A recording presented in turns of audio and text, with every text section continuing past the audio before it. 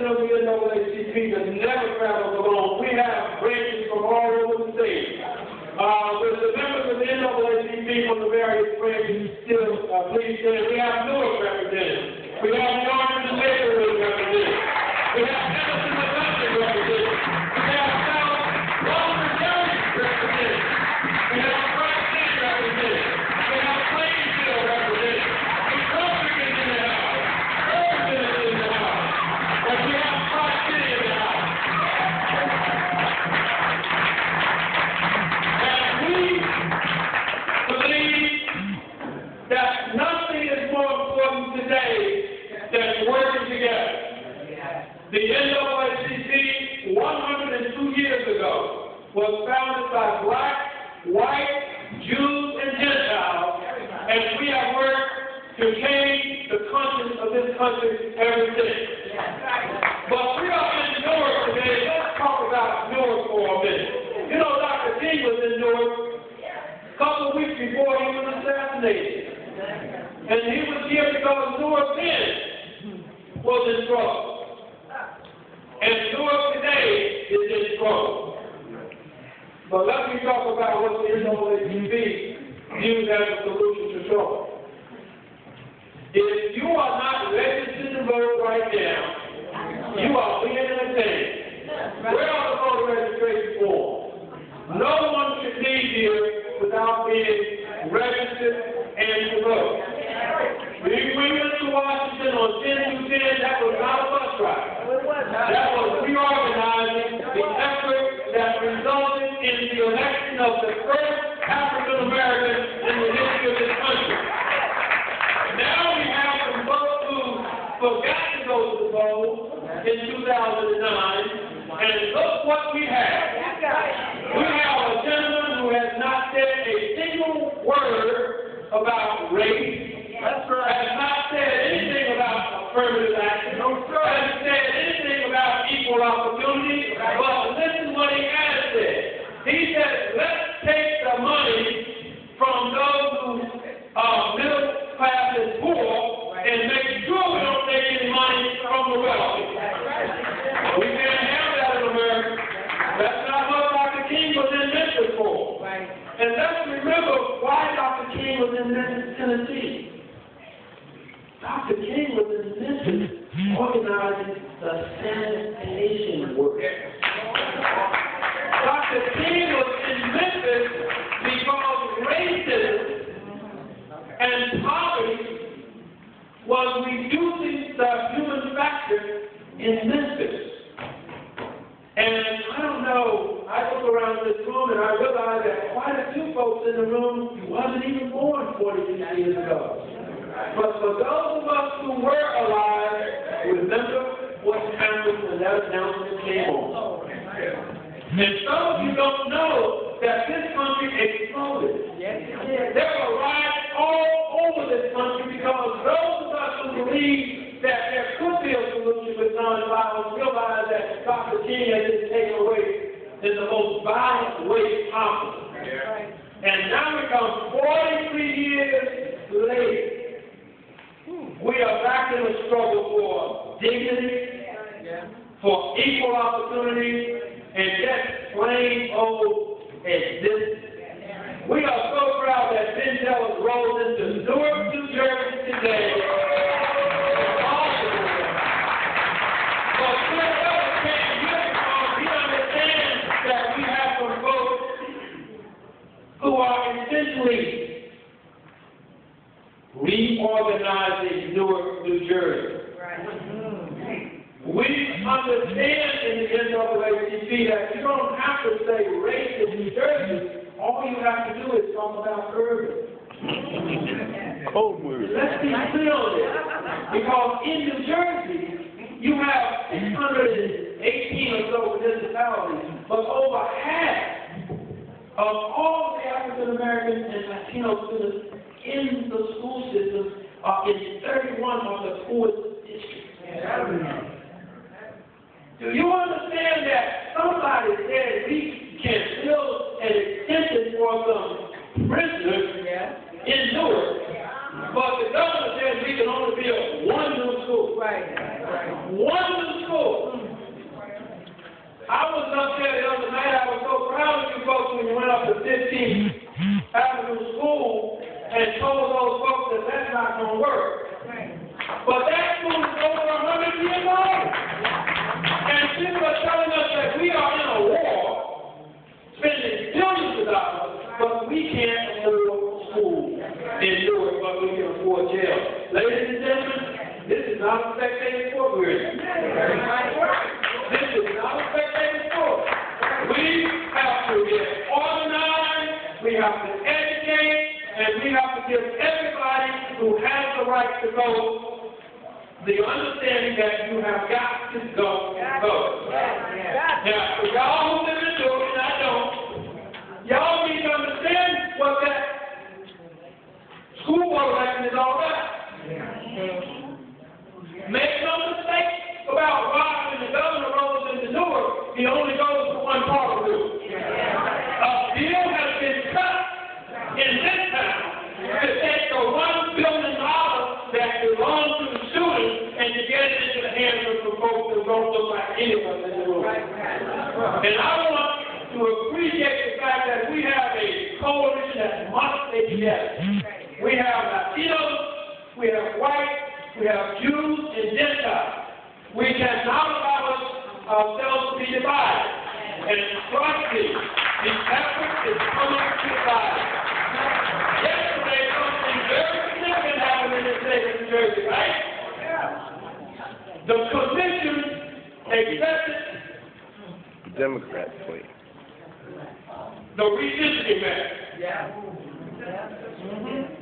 The NAACP formed a coalition with other organizations, first time that we're aware of it, and they adopted a map, and our position was we're not losing anybody. And it became tough. But what I heard when people were talking about the map was the difference between who lives there and who votes there. Ladies and gentlemen, there ought to be more than 4,000 people elected a school board in a city of 180,000 people. Now, I don't know about your math, but if you're less than 10% of the population, I don't understand how you dictate how 85% of the people should vote.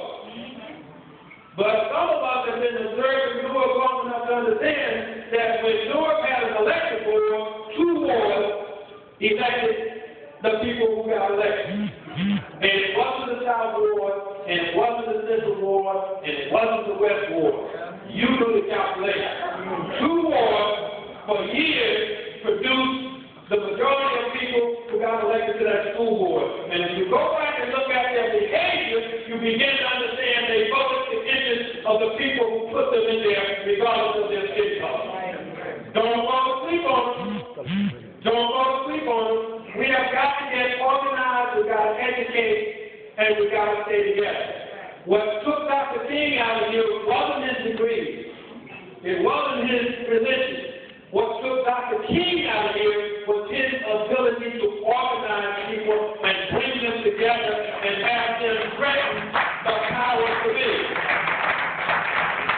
So we have to understand that no matter how poor we are, we have the right to vote. Right. The person who's down on the bench in this state has the right to vote. And we've got to do everything that we can to make sure that they understand that not everybody who gets elected has to act like the people who are now in office. To act like they don't see, don't hear, and don't show up. What do you think that if the president of the oldest and largest civil rights organization in the country is going to come to your town, that you would make yourself available to at least greet him and hear what he has to say? No, I don't think you need all this. Y'all didn't get me here. You didn't get for me to be here. So I'm just going to be out somewhere in the suburbs with those people who paid the money that got me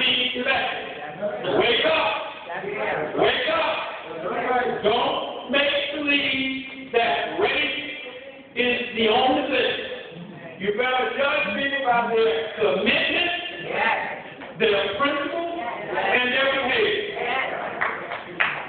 I hope that my message is clear. We are in partnership with POP. We're in partnership with everybody in this room.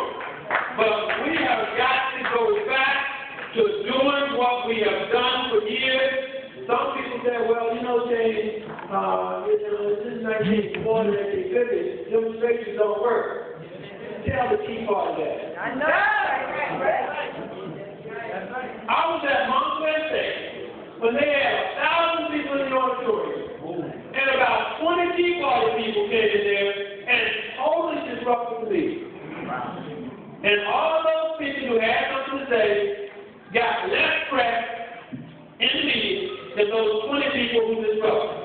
Now, ladies and gentlemen, Dr. King said we ought not to obey laws that violate human rights. We need to be prepared to go back to the notion of massive civil disobedience. When people come and say you have to move out of your house because you lost your job and you can't pay the mortgage, we ought to have people saying, I'm not going anywhere. People start building schools in our community, and the people who are building those schools don't look like the people who are going to go to those schools.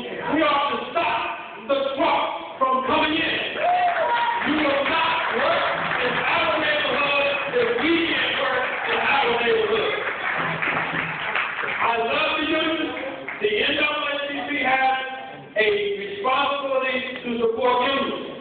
But we have some unions in this state who don't respect diversity. We need to look at every union in this state and ask the question, are black folks and Latinos well represented as they should be? So that is an unfinished piece of business that we have to deal with. Let me conclude by saying this. Y'all understand where we're at this county. You don't understand that 327,000 of the 1.2 million people in the state of New Jersey live in this county. It's a concentration of black people, and it's also a concentration of poor people.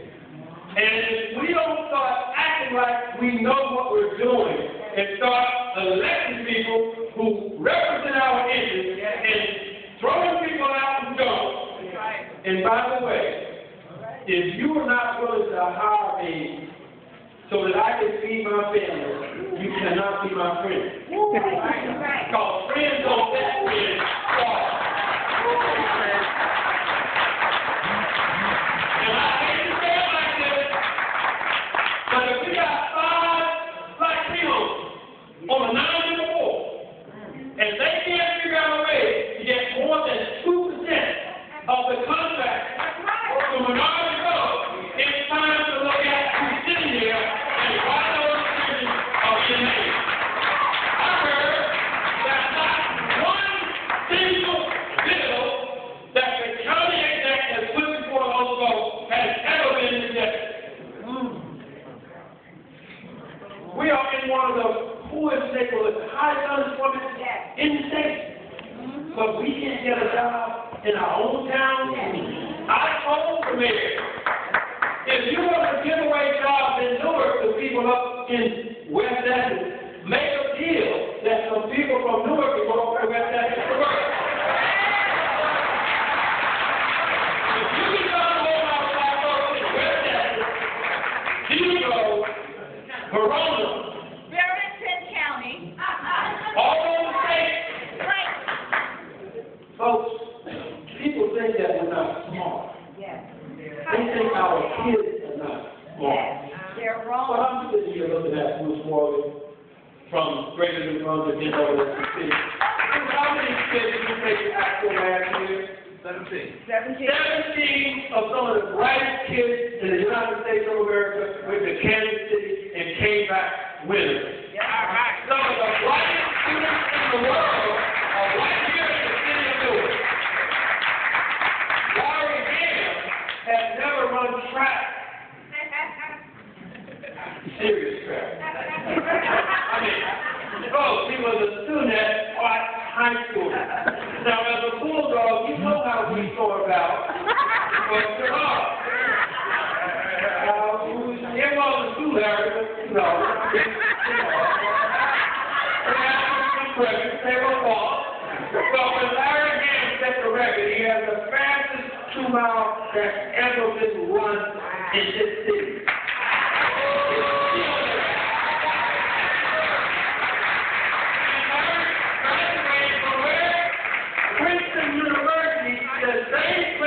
Michelle Obama graduated from, but Larry came back and did it back.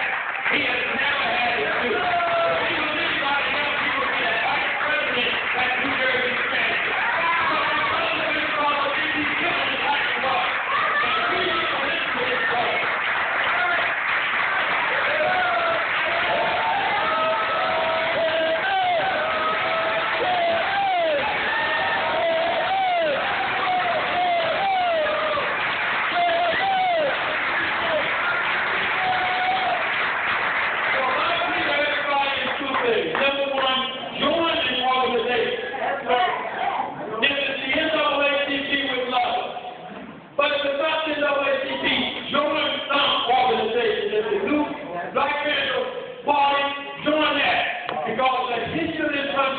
That when you fight the system, you've got to have organization and discipline. Thank you very much for this struggle.